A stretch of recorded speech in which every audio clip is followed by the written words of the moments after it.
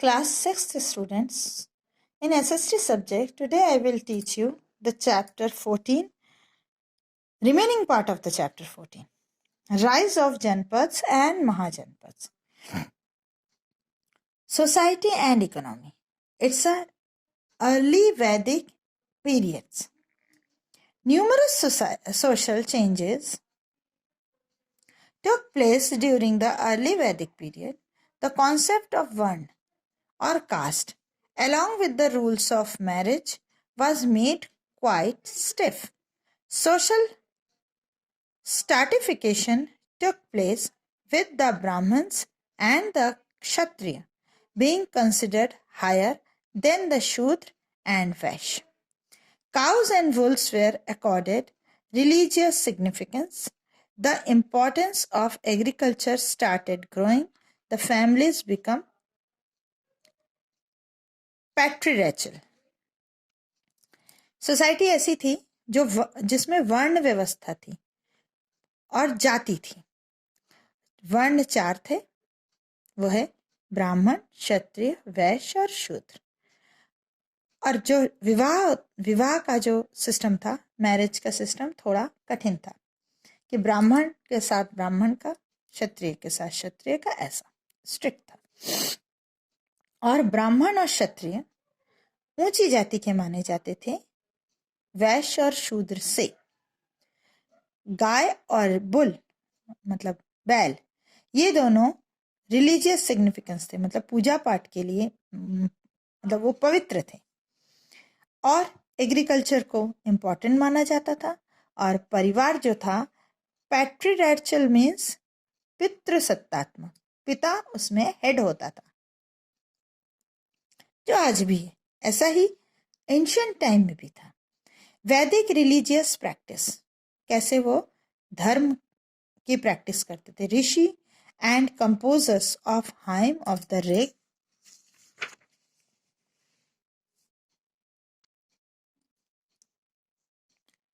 Veda were considered to be divine. Rigveda के जो hymns थे, मतलब सूत्र थे या श्लोक थे, वह पवित्र माने जाते थे और वह उच्चारित होते थे.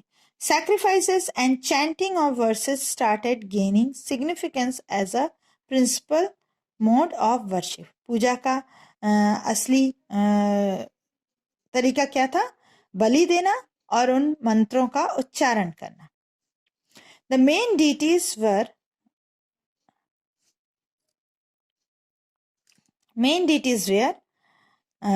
सूर्य, वायु, उषा, पृथ्वी, अदिति,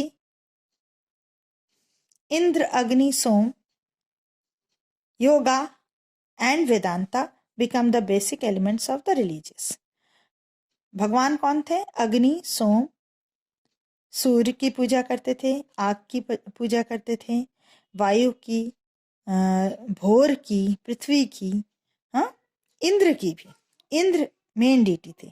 और योग और वेदांत भी इंपॉर्टेंट थे. अब ये हो गया अर्ली वैदिक पीरियड. अब letter Vedic period. The later Vedic period commenced with the emergence of agriculture as a principal economic activity. Land of its protections started gaining significance, and as a result, several large kingdoms arose. Later Vedic period में भी agriculture important economic activity थी. मतलब रुपए पैसे कमाने की, देश चलाने की इम्पॉर्टेंट एक्टिविटी क्या थी? एग्रीकल्चर. और जमीन इंपॉर्टेंट थी, इसलिए जिसके पास जितनी जमीन वो उतना अमीर होता था. और बड़े बड़े इसीलिए बड़े बड़े किंगडम्स बनते गए, राज्य बने. लोग जमीन के लिए लड़ाई करते थे. Around 500 BCE the later Vedic period started giving rise to the period of middle kingdoms of India. अब 500 BCE में धीरे धीरे लेटर वैदिक पीरियड के मध्य में क्या होने लगा? बड़े बड़े साम्राज्य, मिडिल किंगडम्स, देश के मध्य में बड़े बड़े राज्य स्थापित होने लगे. Gangetic basin were known as janas. Ganga का किनारा जो था वो जन कहलाता था. Which were large social units, जहां पर बहुत लोग रहते थे. सोशल यूनिट से, सामाजिक यूनिट था सबसे बड़ा। द टर्म जनपद, फुटहोल्ड्स ऑफ अ ट्राइब, जनपद का मतलब था ट्राइब जो जहाँ पर लोग रहते हैं, उनका पैर पड़ता है, इसको जनपद कहते हैं। जनाज मीन्स गैंजेटिक मीन्स और जहाँ पर उनके पैर पड़ते हैं लोगों के, वह है जनपद। Composed of janas means people or subject and pada means foot. Janpada were the earliest gathering place of merchants, artisans, craftsmen to marketplace or towns surrounded by hamlets or villages. जनपद ऐसी जगह थी जो पहली शायद मार्केट प्लेस थी, बाजार था, जहाँ पर व्यापारी, कलाकार और क्राफ्टमैन एक जगह इकट्ठा होते थे और आसपास के गांव के लोग वहां आते थे। Later janapads become the major republic और kingdoms of Vedic India with clearly demarcated boundaries. ये जनपद बाद में बड़े बड़े शहर बने और जिसके आसपास बाउंड्री बनती थी। Vedic literature describe 9 janapads while in 6 BC में आपके वैदिक जनपद कहा गया वैदिक लिटरेचर में कि 9 जनपद थे। Panini's Ashtadhyayi mentioned a list of 15 different janapadas in which Magad, Avanti, Kosla, Vatsa, etc. were considered very important. Panini की बुक में अष्टाध्यायी में 15 जनपदों के नाम हैं, जिसमें से मगध, अवंती, कोसला, वत्सा इंपॉर्टेंट थे। जनपदिन वाज द रूलर ऑफ जनपदा। जनपदा का जो रूलर होता था उसे जनपदिन कहते थे। अब महाजनपद्स, अबाउट 2500 years ago, 2500 वर्ष पहले, the widespread use of iron created conditions for more sophisticated weaponry and formation of large territorial states.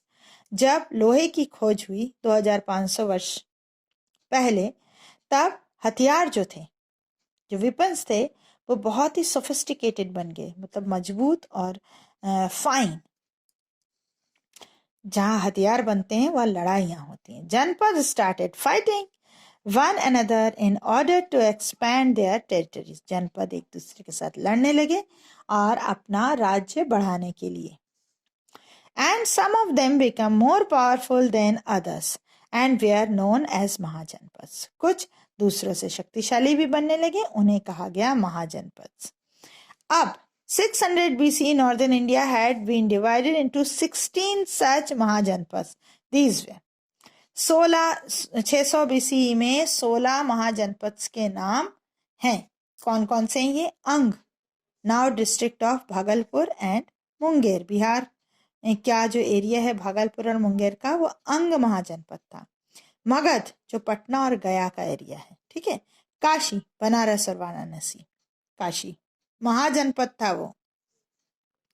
Kosla, Awadh means Ayodhya, Ayodhya को कोसला कहा जाता था। Vajji, northern Bihar.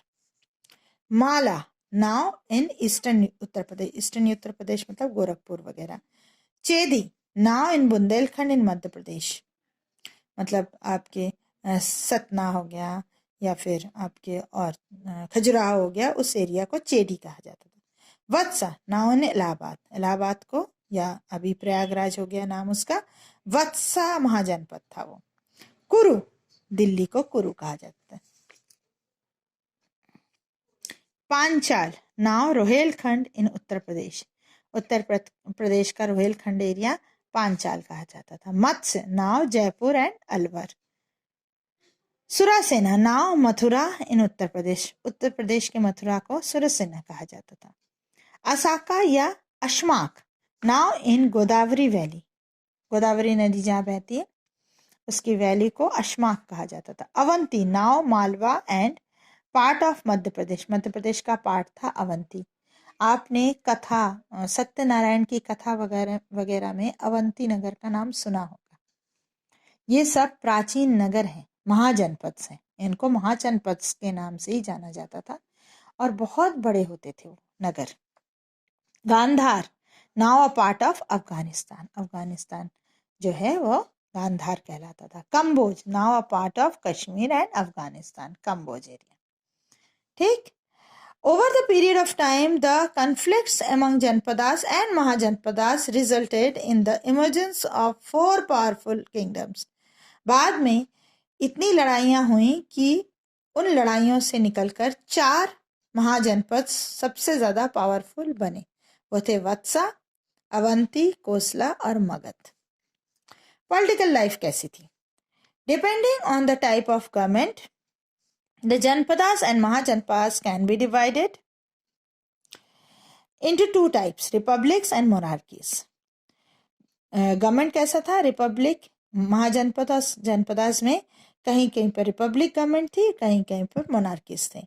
Republic means जहां पर वोट देके हम अपने हेड चुनते हैं, और मोनार्कीज वो जहां पर राजा अपने आप राजा बनता है और राजा का बेटा फिर राजा बनता है, जनता का कोई रोल नहीं होता है। रिपब्लिक्स कौन कौन से थे? भगवान बुद्ध और भगवान महावीर, जो आपके जैन संप्रदाय को चलाने वाले और बौद्ध धर्म को चलाने वाले जो दोनों हैं, दोनों ही आपके रिपब्लिक्स का समर्थन करते थे। उन्हें पसंद था कि रिपब्लिक ही हो आपका government, type of government. There is a mention of 10 republics in the Pali records during the lifetime of the Buddha. The Buddha himself was the son of the Shakya chief of the Republic of Kapilvastu. भगवान बुद्ध भी राजकुमार थे। उनके पिता राजा शुद्धोधन कपिलवस्तु के राजा थे, जो कि Republic था शाक्य क्लैन के। A few other important republics were Vaishali, Pava, Malas, Kushinagar, etc. These republics were later won by the Magad king Ajatashatru. बाद में इनको अजातशत्रु, मगध के राजा अजातशत्रु ने इन्हें जीत लिया था। मगध मोनार्की था। These republics were headed by the chief who were chosen by the people and who ruled with the help of assemblies, the members of which were chosen by the people. The chief of the republic was called Raja.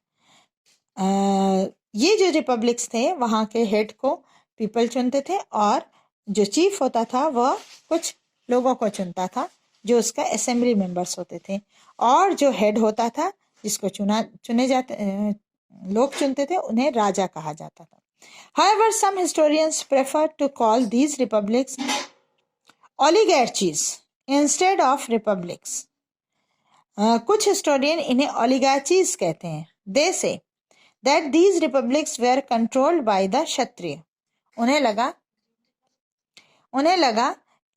Historians कहते हैं कि ये बिल्कुल शुद्ध Republic नहीं थे, क्योंकि Republic में कोई भी राजा बन सकता है, यहाँ पर राजा केवल क्षत्रिय बनते थे।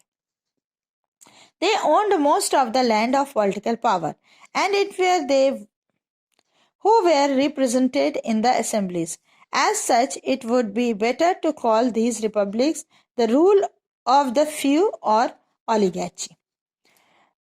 हिस्टोरियंस ने कहा कि इसे रिपब्लिक कहना ठीक नहीं है, इसे ये कह सकते हैं कि कुछ ओलिगार्चीज इस पर राज्य करते थे। Monarchies. A monarchy was the kingdom ruled by a king. During the Vedic age, the post of the king was held by the powerful or a wise person. वैदिक एज में राजा का बहुत महत्वपूर्ण रोल होता था और वह एक बुद्धिमान व्यक्ति के रूप में परिचय होता था उसका। However, it became hereditary with the passage of time. His command was the final authority in all matters. He lived in a large palace. वह बड़े महल में रहता था और उसकी बात आखिरी होती थी। जबकि आगे चलकर ये हेरिडिटरी मतलब पिता का पुत्र राजा इस टाइप का चला, लेकिन आपके उसकी कमांड ही सबसे इम्पोर्टेंट होती थी।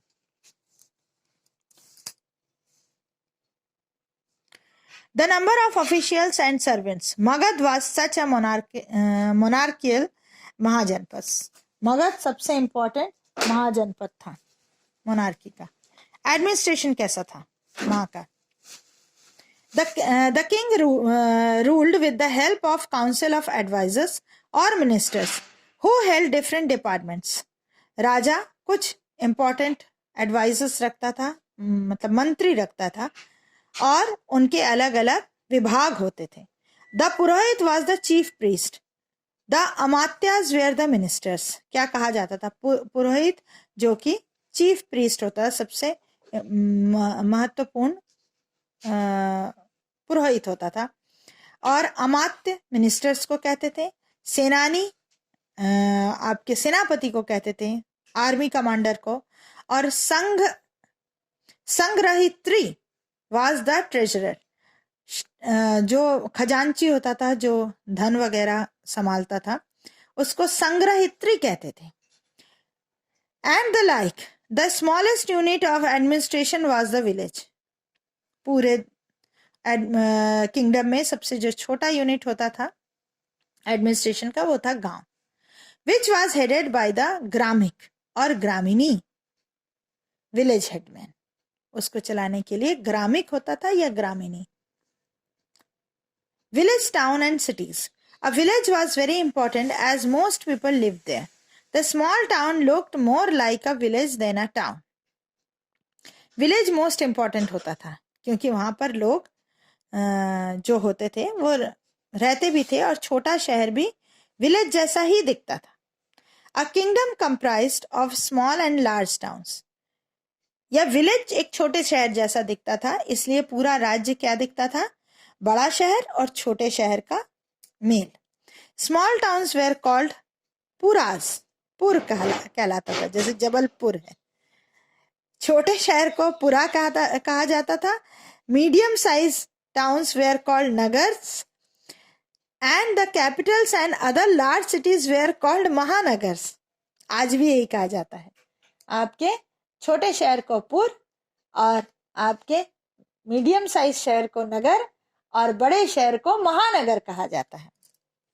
There were forts in large cities and a contingent of army was stationed in each महानगर.